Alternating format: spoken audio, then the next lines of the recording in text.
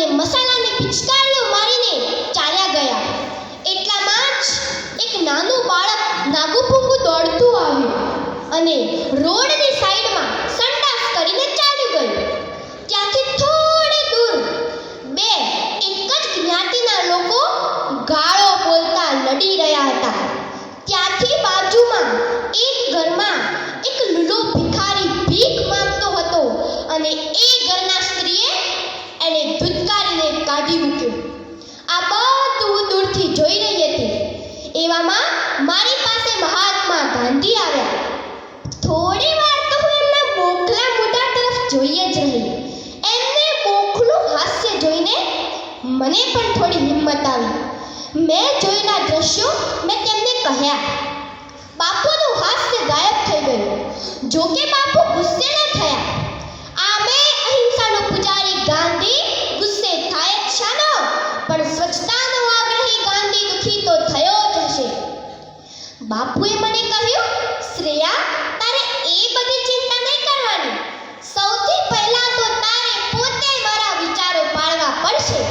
જ્યારે તારો પોતાનો વિચાર ગાંધી બની જશે ત્યારે વિશ્વ ગાંધી બની જશે, અને જ્યારે વિશ્વ ગાંધી બની જશે ત્યારે ગાંધીના સ્વપ્નનું ભારત બનશે. બાપુએ મારા માથા ઉપર હાથ મૂકીને કહ્યું, શ્રેયા, તું મારા 11 મહાવ્રતોનું પાલન કરજે.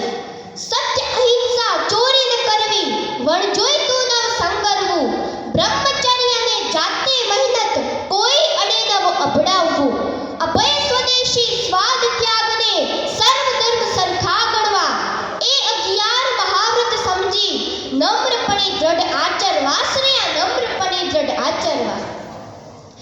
મેં બાપુને કહ્યું, ચાલો બાપુ, આપણે ચેસ રમીએ. અમે તો ચેસ રમવા લાગ્યા. હું જીતી, બાપુ હાર્યા. મેં પૂછ્યું, બાપુ, તમે તો રાષ્ટ્રપિતા, તમને ચેસ રમતા ના આવડે? ત્યારે બાપુએ કહ્યું, જો બેટા, ચેસમાં બુદ્ધિ, તર્ક જોઈએ, પણ હું તો હૃદયથી કામ લઉં છું. કોઈ કામ કરતા પહેલા ઊંડાણના હૃદયને પૂછું છું. જો એ હા પાડે તો કરવાનું, નહીં તો છેટા રહેવાનું. અને આ ચેસમાં તો કલ્પનામાં આ ઘોડા, હાથી ને મારવાની વાત આવે જે મારા સત્ય અહિંસાની વિરુદ્ધ છે, તો એવું તો હું શીખવા પણ ન માંગુ. આ સાંભળીને મને પણ થયું કે હા, સાચી વાત છે. જ્યાં કપટથી વિચારવાનું હોય ત્યાં તો બુદ્ધિ જ હોય. અને આમે બુદ્ધિ ભૌતિક સુખ આપે, પણ માનસિક સુખ તો ન જ આપે. દર વર્ષે ગાંધી જયંતિની ઉજવણી બાબતે બાપુએ મને 4 પંક્તિ યાદ કરાવતા કહ્યું કે ડગલે ડગલે મારું ખૂન કરી મને પૂજવા પુષ્પથી કા નિસરો. મારી જન્મ જયંતિ તો ત્યારે થશે જ્યારે પ્રેમની બિન જગે બનશે, જ્યારે બ્રહ્મના દિશા મુક્ત આકાશમાં મુક્ત ધરા દિવ્યતા સર્જશે. મેં પૂછ્યું, બાપુ, ચોરી, લૂંટફાટ, ધર્મવાદ, જાતિવાદ, ભ્રષ્ટાચાર, સ્વાર્થ, દ્વેષ, વોટ બેંકની રાજનીતિ, ભારત, પાકિસ્તાન કે ઈરાન, અમેરિકા જેવા વૈશ્વિક તણાવો, દયાહીનતા, ધર્મના નામે પાખંડ જેવી બદીઓથી ખતખતતા વિશ્વ વિશે હું ચિંતિત છું. ત્યારે બાપુએ મને કહ્યું, શ્રેયા, તું નાનું પણ સારું કર્મ કરી રાખ. મારા વિચારો કે જે સત્યના પ્રયોગો, હિન્દ સ્વરાજ, મારા સ્વપ્નનું ભારત, દક્ષિણ આફ્રિકાના સત્યાગ્રહનો ઇતિહાસ વગેરે પુસ્તકોમાં પ્રગટ થયા છે તે અન્યોને જણાવ.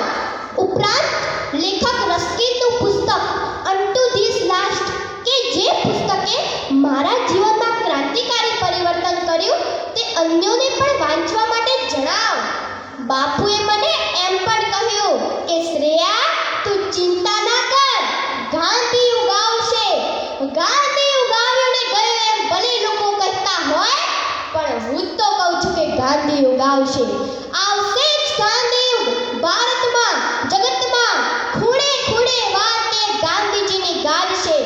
વિશ્વ યુદ્ધોમાં રૂણાઈ, આખડતી, રખડતી અપંગ માનવતાને વાત એ જ ભાવશે. શાંતિનો ટૂંકામાં ટૂંકો માર્ગ લાદશે એ ત્યારે નિશ્ચય આ વિશ્વ વિશે ગાંધી યુગ આવશે.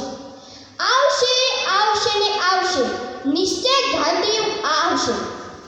આ સાંભળીને મને પણ થયું કે બીજી ઓક્ટોબરના દિવસે દિલ્હીના રાજઘાટ ઉપર ફૂલો ચડાવવાથી કે ગાંધીજીના પુતળાને હાર પહેરાવવાથી ગાંધી જયંતિની ઉજવણી પતી જતી નથી.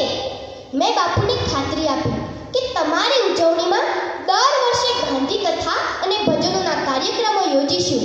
તમારા આદર્શ સિદ્ધાંતોને યાદ કરી તમારી જીવનશૈલી અપનાવી બમણું અને ઉત્તમ કામ કરીશું.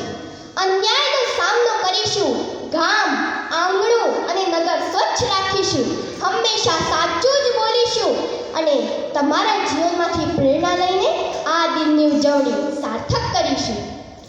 છેલ્લે બાપુએ મને એટલું કહ્યું કે શ્રેયા, હું જાઉં છું, આવજે, પણ આ મારી વાતો યાદ રાખજે. મેં બાપુને કહ્યું, બાપુ તમે પાછા આવજો, હં આવજો. એટલામાં જ મમ્મીએ બૂમ પાડી, શ્રેયા. હું તો ચમકીને જાગી અને જોયું